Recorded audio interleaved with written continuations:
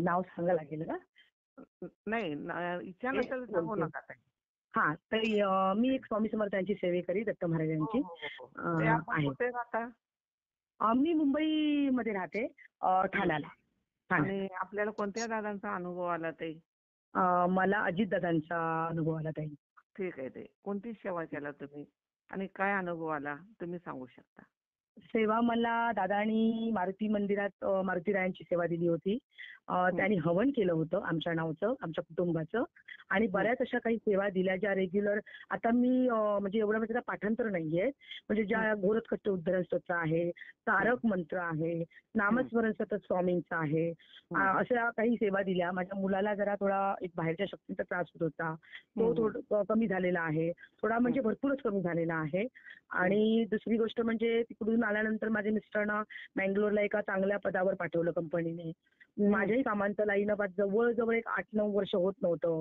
मी हं, फिल्मसृष्टीमध्ये एक writer director आहे. तर हं, माझं बरेच कामांमध्ये अडथळे येत होते. पण हं. दादांना समजतं. अजितदादा म्हणजे दत्तरूपी अवतार आहेत, स्वामीरूपी अवतार आहेत, मी मला एवढंच सांगा सांगेन. ताई, मुलाच्यासाठी हां. तुम्ही कोणती सेवा केला आणि काय झालं त्या कशासाठी? मुलाला? मुलासाठी तुमच्या काय मुलाला सेवा केल्या? बाहेर मुलाच्या कानात असे आवाज ऐकू येतात माझ्या, हां. वाईट विचित्र असं घरात भांडणं बरं. कर वगैरे. तर हां, हां. मारुतीला म्हणजे मारुतीरायांची घरात सेवा सांगितली होती. हं. जे आपलं हात ठेवून स्तोत्र म्हणतो, भाऊक हो. भाऊक स्तोत्र, काहीतरी हनुमान. हनुमान भाऊक स्तोत्र. हं, हा ते सांगितलं होतं. हं, नंतर पितरांची काही सेवा दिली होती. मग हं. मारुतीरायांच्या मंदिरात जाऊन वाटीमध्ये ते तेल घेऊन पाहायचा चेहरा आणि ते व्हायला सांगितलं होतं. हां. अशा सेवा दिल्या मुलगा होत्या. आता घटस्थ तुमचा उद्धारण. व्यवस्थित आहे. मुलगा व्यवस्थित आहे.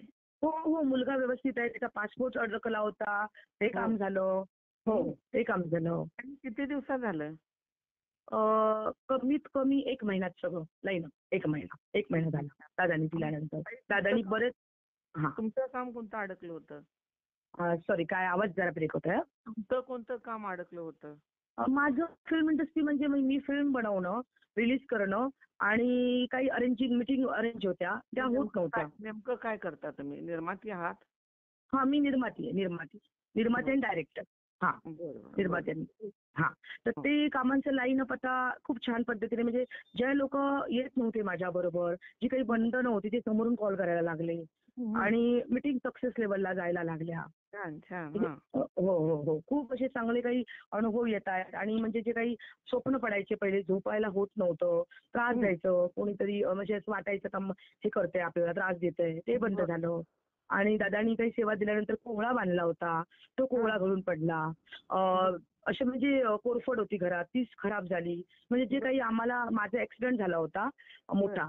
ते हां. ॲक्सिडेंट आमच्यावर काही हे आले नाही. त्याच्यानंतर दादांनी मला या सगळ्या सेवा दिल्या. म्हणजे हां. भयंकर अशा घरात अपघात होत होते आमच्या. बरं. आणि हां. आणि मिस्टरांचं कोणतं काम झालं त्यासाठी कोणती सेवा केली ताई तुम्ही? मिस्टरांचं काम म्हणजे ह्या सगळ्या एकत्र दादांनी सेवा दिल्या होत्या. हां, कष्ट हां, उद्धरण स्तोत्र होतं, तारक मंत्र होता, जे हां. आपल्याला जे दादा रेग्युलर सेवा देतात. त्या हं. सेवेमध्येच मला हे झालं की जास्त काही असं हां. मोठं करावं लागलं नाही. फक्त ती हां. नित्यसेवा आणि एवढंही सांगते, माझ्याकडून रेग्युलर सेवा होत नव्हती. म्हणजे बरं. आम्हाला सुहेर आला. माझी जावं म्हणजे माझ्या पुतण्याची बायको बाळंत झाली. म्हणजे अशा हं. बऱ्याच अडचणी यायला लागल्या आम्हाला कंटिन्यू. म्हणजे ताई फक्त दादानी हवन केले जास्त करून तुमच्यासाठी. हो, हो, हो. हवनयुक्त बाकीचं काही सेवा होत दिली. नाही कामं. हो. आणि दादा म्हणजे आपण मला एक मनात आलं होतं बरेच दिवस की दादा आपल्याला याचं फुकटमध्ये सगळं सांगतायत, तर काहीतरी आपण अन्नदान करावं. म्हणून दादांना मी मेसेज केला होता की बरं. अन्नदानासाठी मला एक रक्कम द्यायची आहे सो अँड सो. तर दादा म्हणाले, "असं करू नका, तुम्ही हवन करा." म्हणजे कुठेही दादा आपल्याकडून एकही रुपयाचा घेत नाही आणि ते हवनाचे पैसे सुद्धा असं मला वाटतं दादा नरसोबाच्या वाडीला तिकडे नेऊन दत्त मंदिरात देतात. म्हणजे असं अन्नदान. बरोबर आहे ते. हां. हां. हं. म्हणजे एवढं आपण म्हणून काहीतरी गेल्या जन्मीचं भाग्य असेल, आई-वडिलांचं भाग्य होतं, म्हणून दादा आपल्याला ह्या जन्मी भेटले. आणि बरोबर बोललात. पुरेपूर दादांना न त्रास देता म्हणजे एवढं सांगेन की लोकं म्हणतात दादा फोन उचलत नाही, दादा स्वतःहून कॉल करतात. पण हं. पेशन्स म्हणजे मी तर महिना-महिना, 2-2 महिना दादांना कॉल करत नाही. पण हं, हं. दादांच्या ते लक्षात येतं. आता एवढ्या याच्यामधून दादांनी मला एवढंच विचारलं, "तुमचा मुलगा आजारी होता ना? त्याला त्रास हां, होत हां. होता ना?" ते एवढं त्यांना लक्षात राहिलं समजतं. ना, हां. लक्षात राहिलं ना त्यांच्या. हो, हो. हं. पण मी एवढंच सर्व जेवढे भाविक सेवेकरी आहेत त्यांना विनंती करेन, की दादांना एक तुम्ही एक त्रास मिनिट देऊ एक नका. एक मिनिट ताई. इतर हां. महिला सेवेकरी आणि पुरुष सेवेकरी आपल्या ग्रुपला आहेत. हो, त्यांच्यासाठी हो. तुम्ही काय सांगाल? पुरुष सेवेकरी आणि स्त्रियांना मी एवढंच सांगेन, जे काही आहे ते मुद्देशीर तुम्ही मांडा. ज्या दिलेल्या दादांनी वेळोवेळी सेवा आहेत त्या करा आणि विश्वास ठेवा स्वामींवर, दादांवर.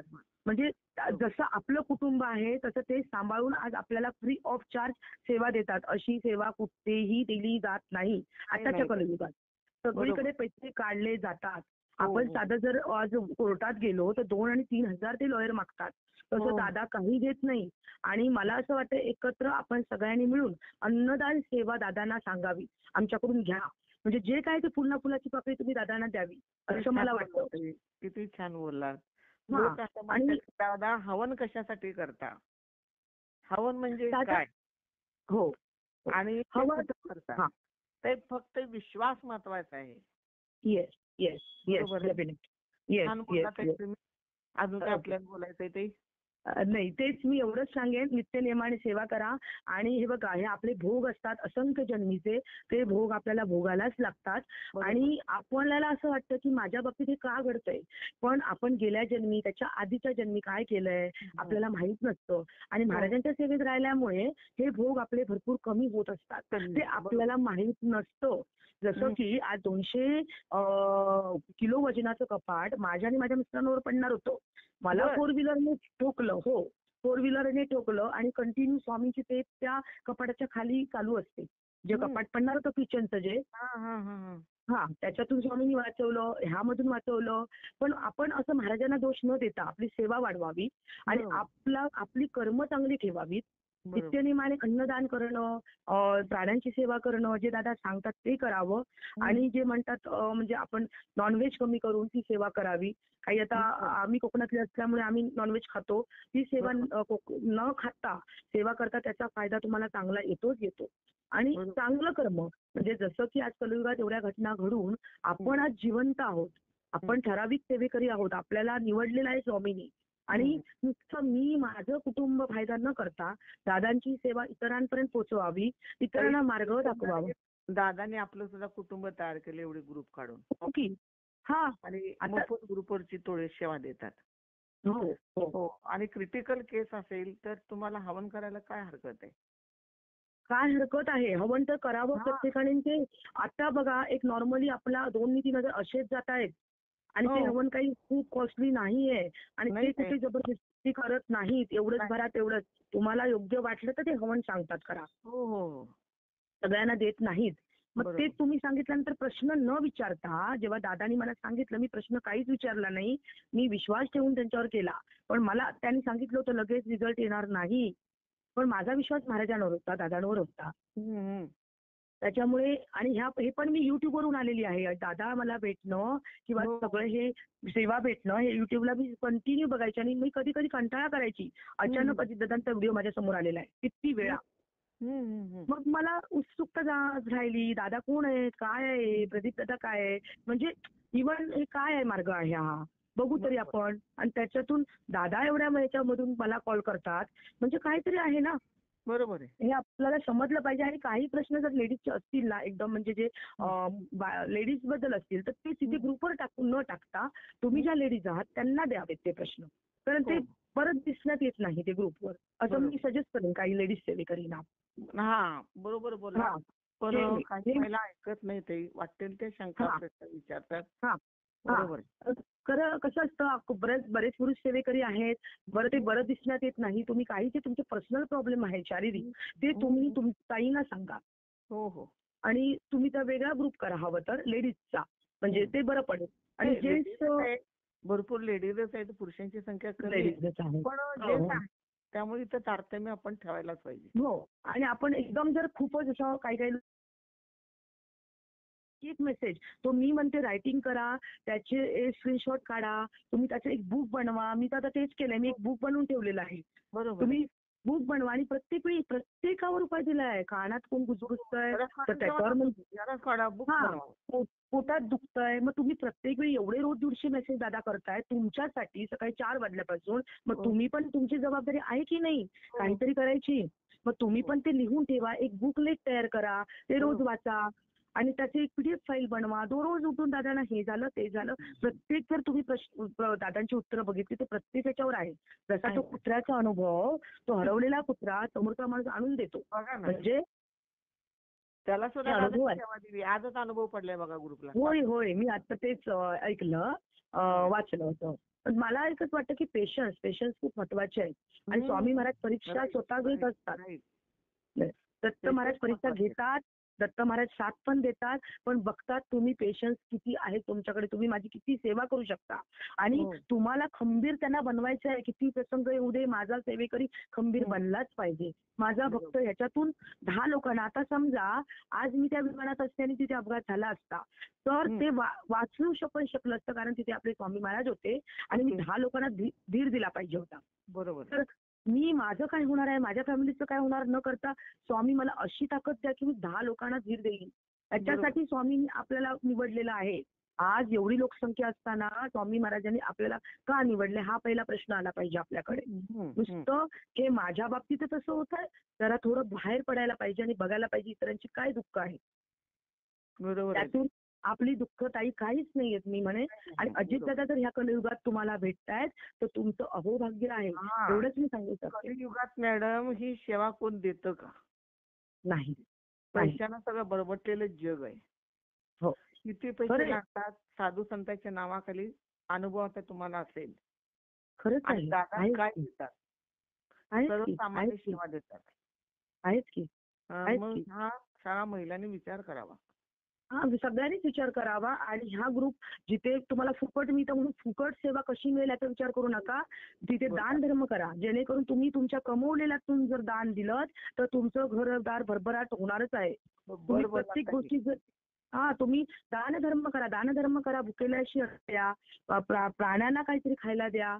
ज्याला खरंच गरज आहे, आज ज्याला स्कूलमध्ये जायचंय आणि त्याला खर्च होत नाहीये, त्या मुलांना मदत करा. हीच मदत आवडते. दादा कुठे काय मागतायत, उलट तुम्ही म्हटलं पाहिजे की आम्ही दादा काहीतरी अन्नदान करतो. घ्या दादा काहीतरी मदत करतो आम्ही. बरोबर. काय म्हणताय?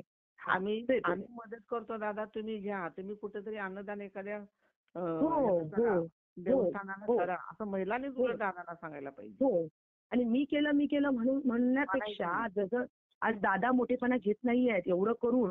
आणि आज दादांचं वय किती आहे, किती वयात, ह्या वयात आज सगळं त्यांनी सोडून आपल्यासाठी फक्त सेवा देणं म्हणजे हे खायचं काम नाहीये या कलियुगात. आता कोणीही आलेला जन्माला नाही म्हणजे एक स्वामी रूपी दत्त रूपीच आहेत ते, देवदूत आहेत असं मी म्हणेन.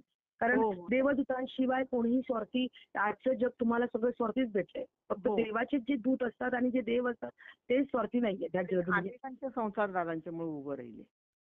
हो. मग याचं पण आपल्याला भान ठेवायला पाहिजे, जाणीव ठेवायला. तेच. आणि त्यांनी दिलेल्या सेवा म्हणजे प्रश्न, आता जर मी महिनाभर सांगितलं नसतं, दादा लगेच अनुभवच नाही आला. मी आज महिन्याने दादांना कॉल केला.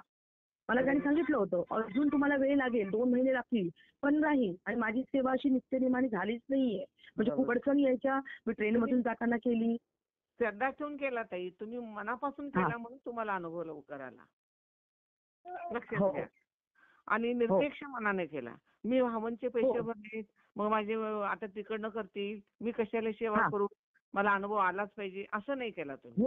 म्हणून तुम्हाला अनुभव. हो, माझ्या मिस्टरांनी सुद्धा प्रश्न केला नाही की हे पैसे आपण कोणाला देतोय, काय देतोय, फक्त टाकायचं अकाउंटला आणि ह्याचं चांगलं चीज होणार. पण उलट माझ्या मिस्टरांनी असा प्रश्न केला की अगं आपण इतर एवढ्या ठिकाणी एवढे आपले किती केलेत लाखांनी, ते तर नथिंग आहेत. आपण ते अन्नदानासाठी देतोय समजून द्यायचे. आपण कशासाठी दिले, अन्नदान दिले हे समजून. आणि खूप असे काही लोक आहेत, स्वामी सेवेकरी सुद्धा आहेत, बरेच गजानन महाराजांचे भक्त आहेत, खूप लोक असे आहेत की पैसेवाले असून सुद्धा पैसा बाहेर काढत नाहीयेत. पण मला एवढं समजतंय स्वामींना ज्याच्याकडून घ्यायचंय त्याच्याकडूनच घेत आहेत स्वामी. स्वामींना ज्याच्याकडून घ्यायचं ना त्याच्याकडूनच घेत आहेत महाराज. बरोबर आहे. असं आहे. शेवटी आपल्याला समजलं पाहिजे एखाद्या माणसाला किती वेळ त्याला त्रास द्यायचा आहे. 100 कॉल जर आपण दिवसातून त्यांना केले तर तो पण एक व्यक्ती आहे. जरी आज ते देवदूत असतील तरी ते व्यक्ती आहेत, त्यांना प्रपंच आहे असं समजून त्यांनी सांगितलं 1 महिना, तर 1 महिना थांबलं पाहिजे, पेशन्स ठेवले पाहिजेत. माझं झालंच नाही, सारखं वारंवार तुम्ही फोन करणार, तो माणूस कंटाळतो. हो. प्रत्येकाला कळलं पाहिजे. प्रत्येक जण आज एज्युकेटेड आहे त्या ग्रुपमध्ये. कोणी असं नाहीये की असं उठून आलं. एखाद्याला नाही समजत तर त्याला समजून सांगितलं पाहिजे.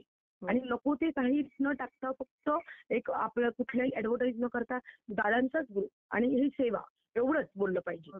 बरोबर ताई. हे माझं म्हणणं आहे. आणि मोठेपणा ताई खूप छान बोललात. खरोखर तुमचे पण विचार मला पटले. हवनचे पैसे पाठवल्यानंतर चौथ्या दिवशी कॉल करतात. दादा परत काहीच म्हणला नाही. दादाने काय करायचं सांगा. होय होय बरोबर आहे. असं व्हायला नकोय. तुम्ही खूप चांगला अनुभव सांगितला ताई. खरंच आहे. ते एवढं लक्षात आलं पाहिजे, आपण जर लगेच ताप आला, इंजेक्शन घेतलं, लगेच बरं होणार आहे का? 4 दिवस डॉक्टर ऍडमिट करतात आपल्याला. काही जर आजार असेल तर. आता माझं जेव्हा ऍक्सिडेंट झाले, मी 2 महिने पेशन्स ठेवले. 2 महिने मला चालता येत नव्हतं. म्हणजे कुठल्याही गोष्टीला पेशन्स हा खूप महत्वाचा आहे. आणि स्वामी महाराज तेच सांगतात. तुम्हाला आणि आपल्याला हवं ते देत नाहीत महाराज. त्यांना जे योग्य वाटतंय ना, ते नेहमी स्वामी देत असतात. आणि मला नाही माहित आता हे जे मी बोलते ते स्वामी माझ्याकडून बोलून देत असतील. फक्त मला एवढंच वाटतं की हा तुम्ही केंद्रात पण जाऊ नका, तुम्ही मठातही जाऊ नका, तुमची अंतर्मनाने भक्ती करा. तुम्ही दुसऱ्यासाठी चांगलं केलं ना तर तुमचं चांगलं होणार आहे. फक्त माझं आणि मी माझंच दादानी चांगलं केलं पाहिजे, दादानी मला माझेच फोन उचलले पाहिजेत नाही. दादानी इतरांना पण वेळ दिला पाहिजे असं तुम्ही म्हणा. मग दादा बरोबर येतात तुम्हाला आशीर्वाद द्यायला. आणि आज एवढ्या 700-800 लोकांमधून जर दादा आपला फोन उचलतायत, मला फोन करतायत, मग काय 10 ग्रुप आहेत, 10 ग्रुप. तेच मी म्हणतीये, आज एवढ्या लोकांमधून दादा मला स्वतःहून फोन करतायत की ताई बोला. आणि त्यांना कळतंय समोर जेंट्स बोलतोय की लेडीज बोलते.